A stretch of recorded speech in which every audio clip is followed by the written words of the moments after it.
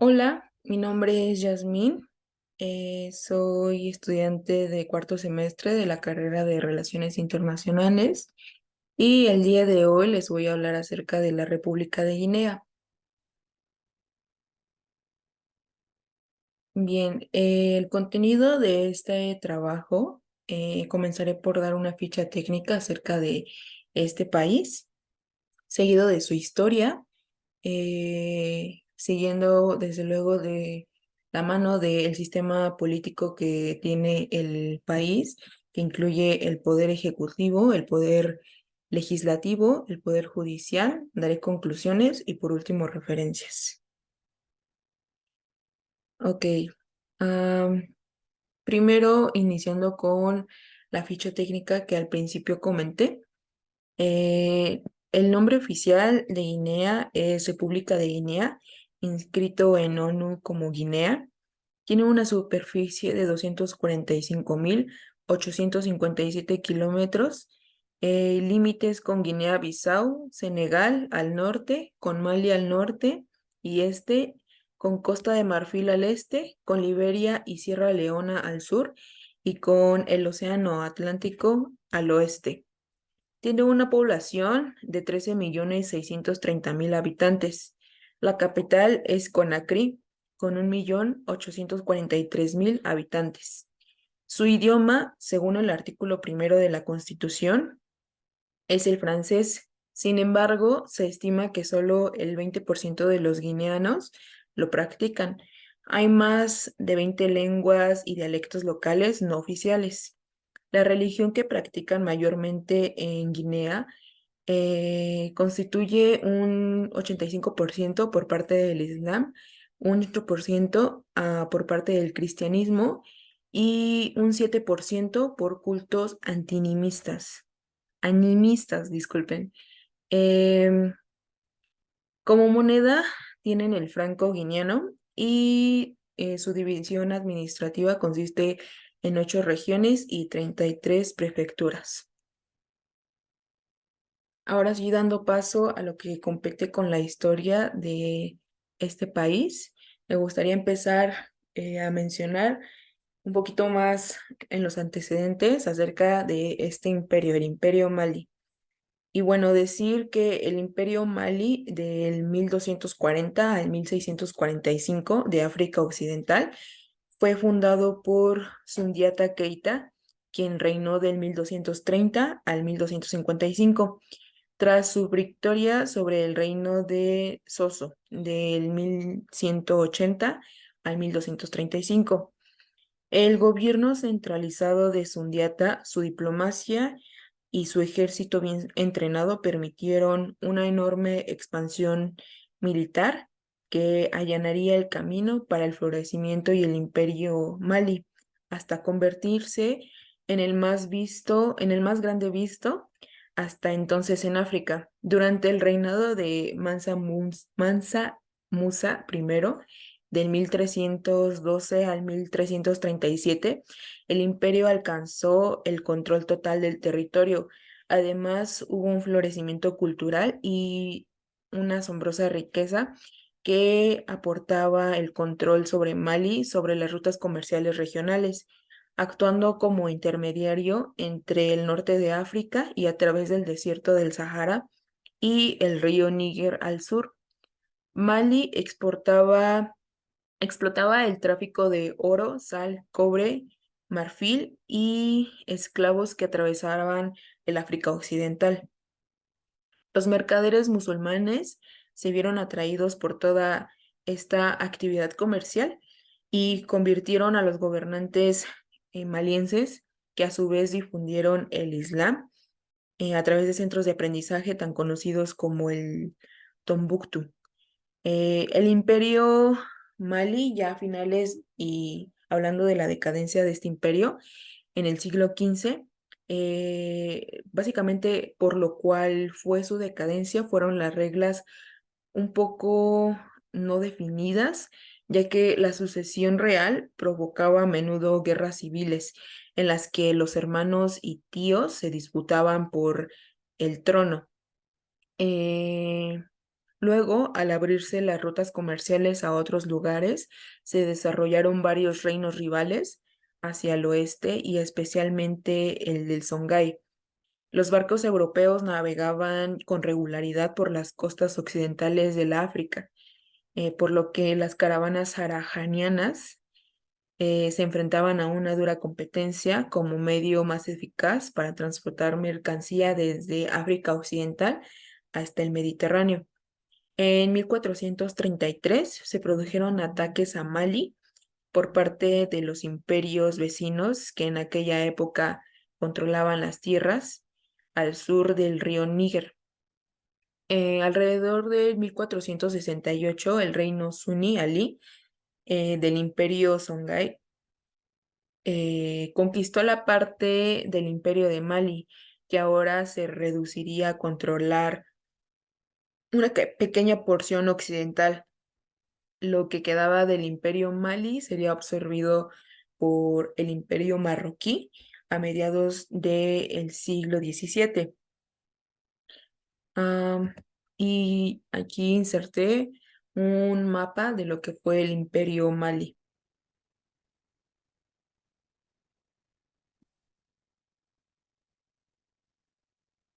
Continuando con lo referente a la historia, me gustaría dar paso al siguiente tópico, que vendría a ser el imperio colonial francés.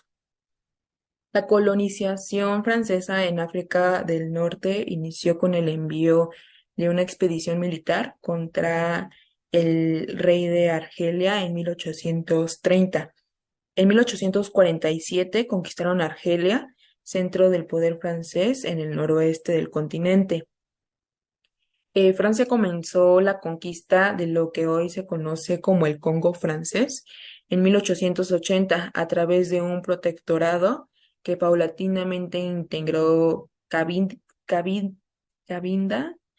Camerún y el Estado Libre del Congo.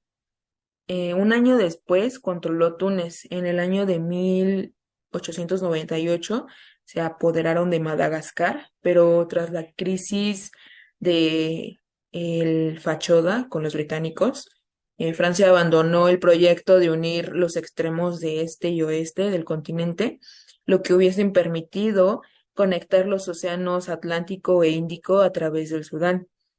Un dato acerca de esta situación que pasó con los británicos es que en la crisis de Fachoda los gobiernos de Francia y de Reino Unido decidieron construir líneas de comunicación destinadas a conectar sus colonias francesas. En 1904 surge oficialmente el África Occidental, francesa por sus siglas AOF, que comprendía una federación de 8 territorios, entre los que estaba Mauritania, Senegal, Guinea, Sudán francesa, que hoy vendría a ser Mali, Costa de Marfil, Alto Volta, que hoy vendría a ser Burkina Faso, y Dahomey, hoy Benín. Más tarde se incorpora al territorio Mauritania y poco después el territorio militar del Níger. Uno de los más destacados impulsores del colonialismo francés fue Jules Ferry, quien intentó, mediante una política imperialista, contrarrestar la derrota infringida por los prusianos en 1870 y estimular el autoestima nacionalista de lo que era Francia en esos momentos.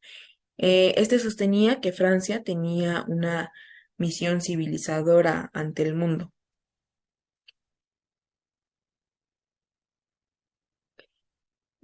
Dando paso al siguiente rubro de esta presentación, me gustaría hablar del sistema político, entre los que engloban los niveles de gobierno, que va desde el poder ejecutivo, legislativo y judicial. Solamente para tener una pequeña definición de lo que engloba al concepto del poder ejecutivo, bueno, pues este se encarga de diseñar y planificar y ejecutar el proyecto de un país con base en la Constitución y las leyes. Por otro lado, el poder legislativo es el órgano de gobierno que está encargado de hacer y reformar las leyes. Y finalmente, el poder judicial es el órgano de gobierno que está encargado de administrar lo referente a la justicia. Em, En el poder ejecutivo tenemos que Guinea es una república unitaria. La base legal de su sistema es una constitución aprobada por referéndum en diciembre de 1990. Al frente del país se sitúa el presidente de la República, que se elige por sufragio universal cada 5 años. Las últimas elecciones presidenciales tuvieron lugar el 11 de octubre del 2015, en el que salió reelegido el presidente Alfa Conde, también ministro de Defensa, con el 57,85% de los votos. Eh, Podemos ver debajo del presidente a esta persona, Mamadi Doumbouya, y me gustaría explicar por qué decidí agregarlo dentro del Poder Ejecutivo, ya que en la actualidad Guinea, la República de Guinea está pasando por un golpe de Estado. El golpe de Estado en Guinea del 2021 ocurrió el 5 de septiembre del mismo año de 2021 y tuvo como resultado la captura del presidente Alpha Conde después de disparos en la capital de Conakry. Los miembros de las fuerzas especiales publicaron un video que mostraba al presidente en cautiverio y el comandante de las fuerzas especiales, Mamadi Doumbouya, lanzó una transmisión en televisión estatal anunciando la disolución de la Constitución y del gobierno.